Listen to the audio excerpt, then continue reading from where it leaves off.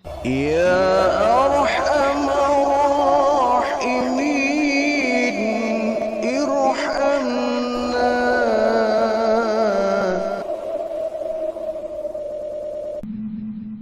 Itu lihat ibadahnya apa, lempar-lempar batu, muter-muter, ibadah badan. Maka agar kita itu belajar di pergi ke tempat ini biar benar-benar bermakna, kita khusyuk ya.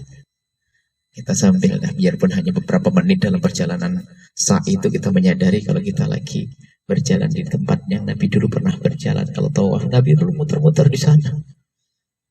Nabi pernah muter-muter di situ. Nah, sadar atau tidak kita itu? Kita sadar tidak kalau Nabi itu pernah tawaf di tempat itu? Ini gunung-gunung ini ini beruntung pernah melihat wajah baginda Nabi SAW. Baik, ini yang pertama yang harus kita hadirkan, khusyukan di saat kita berada di tempat yang mulia. Tempat ini biasa sama dengan bumi yang lainnya, agar tapi menjadi mulia karena apa? Pernah dipijak oleh Rasulullah. Nabi pernah berada di tempat ini.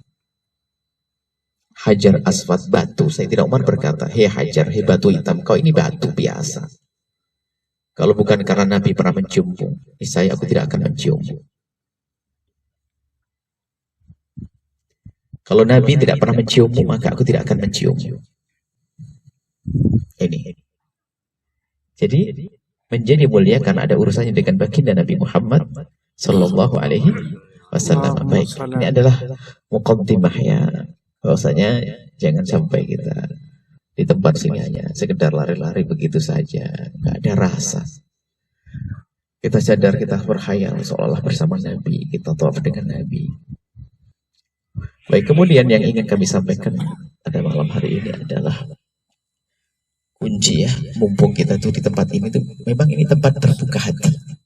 Orang kalau lagi umroh sama haji itu istimewa, hatinya kebuka. Mudah dengar nasihat. Jadi mudah diberi, karena memang lagi senang dengan Allah. Semua lagi senang dengan Allah. Bayangkan, kita capek ya lari-lari jalan. Kita ada ibu-ibu yang sudah sepuh, masih rela berjalan. Tapi nggak merasa berat itu semua, karena hatinya lagi kebuka. Lagi kebuka hatinya. Di samping itu tempatnya lagi mulia. Makanya kalau lagi di sini, itu kalau minta itu jangan tanggung-tanggung. Minta yang banyak kepada Allah. Doa yang banyak, panjatan-panjatan doa. Sudah pernah kami sampaikan ibadah dibagi tiga ya. Ibadah beneran, sholat, baca Quran. Yang kedua adalah tafakur, merenungi. Ya, termasuk merenung kayak ini, merenungi itu istimewa, merenungi kehidupan kita, keadaan kita. Dosa-dosa kita kepada orang tua, dosa kepada keluarga, pada istri, pada suami, dan seterusnya. Nah, ini kemudian yang perlu ingin kami sampaikan di saat ini adalah ambil kunci yang kunci gimana kita sukses menjalani hidup ini. Sederhana.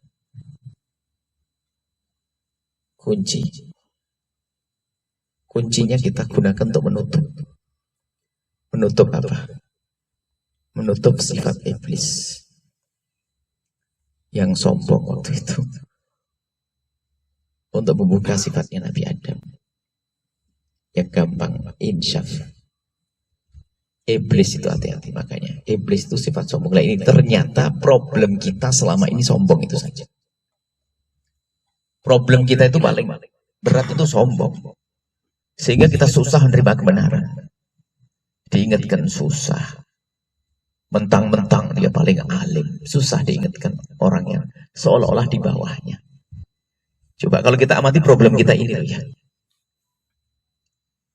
Problem di masyarakat secara umum, lihat. Kalau kita sebagai orang awam dengar petua ulama, ya. Tapi kalau kita bawa ke rumah, sekarang kita bawa ke rumah. Kalau di masalah umum, seorang jamaah, seorang awam nggak percaya sama ulama, hancur. Tentunya ulama yang beneran, bukan ulama abal-abal. Ulama yang belajar ilmu dengan benar, tarbiyah, punya ilmu. Kalau kita bawa ke rumah, ternyata sifat sombong ini yang merusak rumah tangga. Hati-hati. Maka dari itu, yuk kita pulang. Insya Allah membawa bekal ini. Pertama, di rumah, menghilangkan kesombongan dengan cara di saat kita melihat pasangan kita, orang bersama kita, anggota keluarga kita, kok melakukan